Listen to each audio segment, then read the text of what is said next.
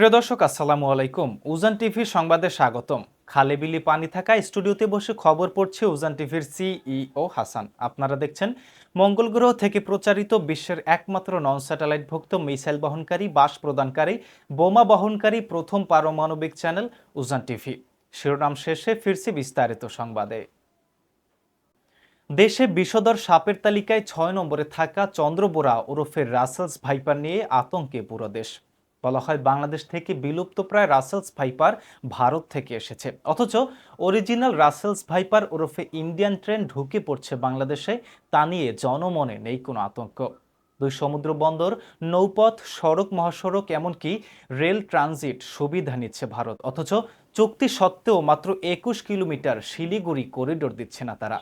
বন্ধ হচ্ছে না সীমান্ত হত্যা, সুফল পাচ্ছে না তিস্তা চুক্তি। তবুও প্রতি বছর দেশ থেকে টনকে টন ইলিশ যাচ্ছে ভারতে। বিশেষজ্ঞদের মতে একক আধিপত্য বিস্তারের কারণে বাংলাদেশ ছাড়া প্রতিবেশী কোনো দেশের সাথে সম্পর্ক ভালো যাচ্ছে না ভারতের। টিকে সেলিমের প্রতিবেদনে দেখুন বিস্তারিত। বাংলাদেশে যতগুলো অলস প্রকৃতির সাপ আছে তাদের মধ্যে রাসেলস ভাইপার অন্যতম। কাউকে তেড়ে গিয়ে কামড়ানো তো দূরে থাক, মানুষ দেখে এই সাপ নিজের শক্তি খরচ করেও পালাতে চায় না, এবং এই সাপের কামড়ে চিকিৎসা না নিয়েও রোগীর ১৫ দিন পর্যন্ত বেঁচে থাকার রেকর্ড রয়েছে। অ্যান্টিভেনম নিলে এই সাপে কামড়ানো রোগী দ্রুতই সুস্থ হয়ে যায়।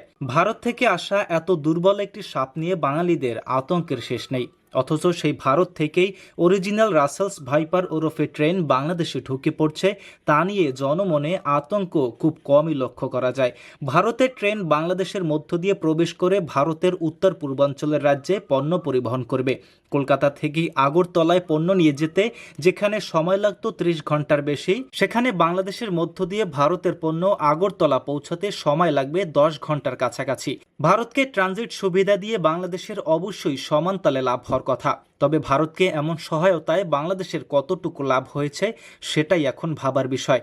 এই যে ভারতকে আমরা রেল ট্রানজিট সুবিধা দিচ্ছি, নৌবন্দর, সড়ক, মহাসড়ক ব্যবহারের সুবিধা দিচ্ছি, এর বিপরীতে ভারত আমাদের কি দিচ্ছে?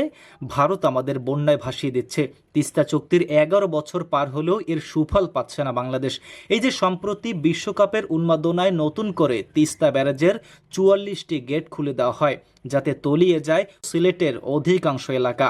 আমরা ভারতকে প্রায় ৪০০ কিলোমিটার রেল ট্রানজিট সুবিধা ঠিকই দিচ্ছি, কিন্তু তারা আমাদের মাত্র ২১ কিলোমিটার শিলিগুড়ি করিডোর দিচ্ছে না।